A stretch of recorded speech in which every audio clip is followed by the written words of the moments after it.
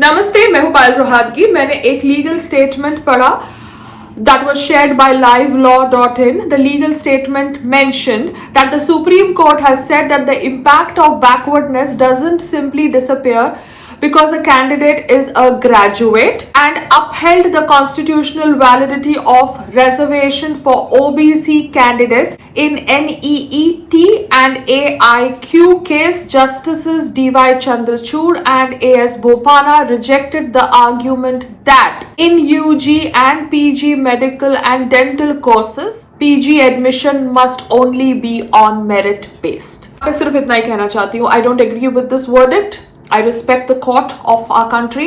I respect the judiciary system, but I don't agree with this verdict of the Supreme Court. Judges को समझना चाहिए कि if a person is born in a scheduled caste or a scheduled tribe, that person has ample opportunity to educate himself, and this ample opportunity to educate himself or herself should be given by schools and colleges. बच्चों को free education देनी चाहिए by schools and colleges. Scholarships मिलनी चाहिए ऐसे बच्चों को जो schedule caste, schedule tribe, OBC category के सर्टिफिकेट्स रखते हैं, जायज सर्टिफिकेट्स रखते हैं, ना कि फेक सर्टिफिकेट्स.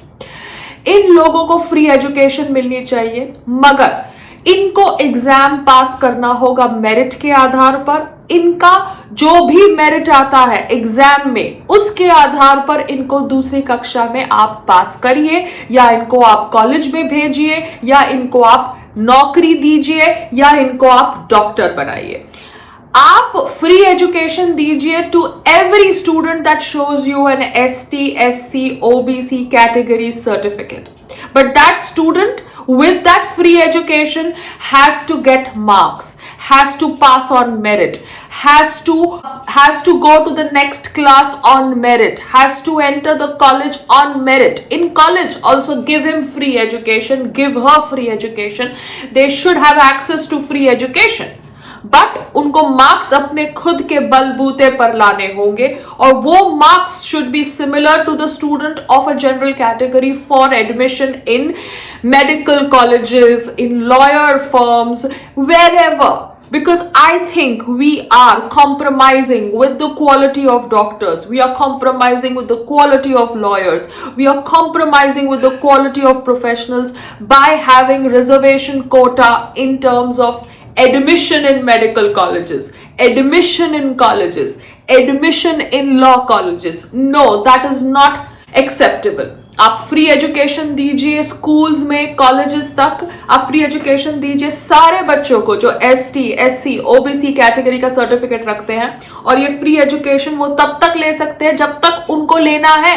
अगर वो फेल होते हैं वो फिर से अपेयर करे एग्जाम के अंदर, अगले साल अपेयर करे एग्जाम के अंदर, मगर जब तक वो मेरिट के आधार पर पास नहीं होते, मेरिट के आधार पर मार्क्स नहीं लाते जो मार्क्स की आवश्यकता है एडमिशन लेने के लिए कॉलेज के अंदर, तब तक वो एग्जाम दे. एक बार कॉलेज के अंदर वो मार्क्स के आधार पर एडमिशन ले जो मार्क्स जनरल कैटेगरी के स्टूडेंट का भी है, देन दैट इज एक्सेप्टेबल.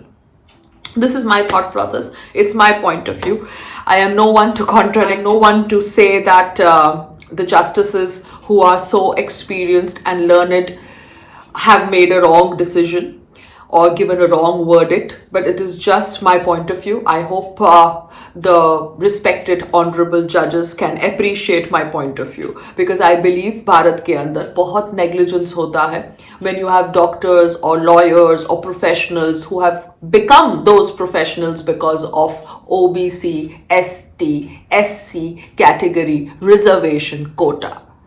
क्योंकि वो कम मार्क्स में वहां पर एंट्री ले लेते हैं, और वो कम मार्क्स की वजह से उनका टैलेंट कम होता है as compare to a general category student जिसके मार्क्स ज्यादा होते हैं. इसमें सफर करता है वो कस्टमर, वो पेशेंट जिसको नहीं पता कि उसका डॉक्टर कैसे बना, जिसको नहीं पता कि उसका लॉयर कैसे बना. उसने अपने डॉक्टर की डिग्री चेक नहीं की, उसको नहीं पता कि वो डॉक्टर रिजर्वेशन कोटा से डॉक्टर बना, उसको नहीं पता कि वो वकील रिजर्वेशन कोटा से वकील बना, उसको नहीं पता कि वो प्रोफेशनल जिस प्रोफेशनल की सर्विसेज लेने वो गया है वो प्रोफेशनल बना है रिजर्वेशन कोटे से.